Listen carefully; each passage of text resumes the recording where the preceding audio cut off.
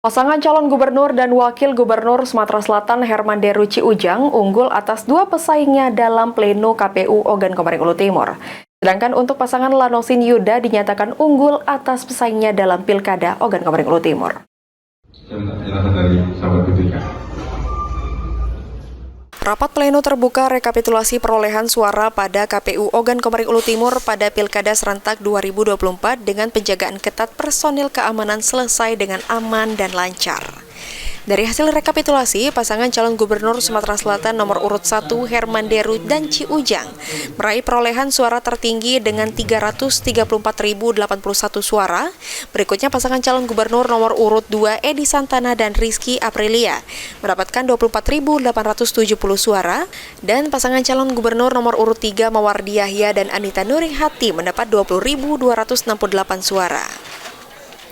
Sementara itu, untuk hasil rekapitulasi pemilihan kepala daerah Kabupaten Ogan Komering Ulu Timur, pasangan calon Bupati Ogan Komering Ulu Timur nomor urut 1 Lanosin dan Adi Nugraha Purna Yuda juga meraih perolehan suara tertinggi dengan 243.590 perolehan suara, dan pasangan calon Bupati Ogan Komering Ulu Timur nomor urut 2 Ferry Antoni dan Herli Sunawan mendapat 136.191 suara.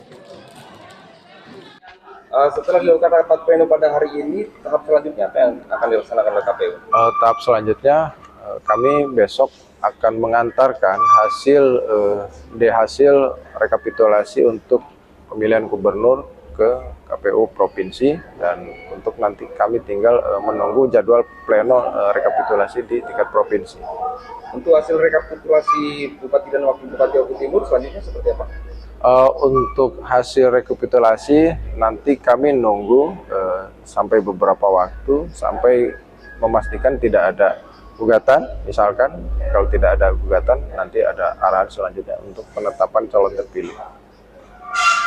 Secara umum yang unggul di pemilihan Bupati dan pemilihan Gubernur?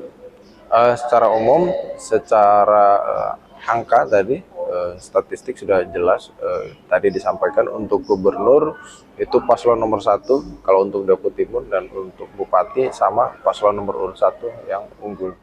Hasil rekapitulasi calon gubernur dan wakil gubernur Sumatera Selatan selanjutnya akan diserahkan ke KPU Provinsi Sumatera Selatan.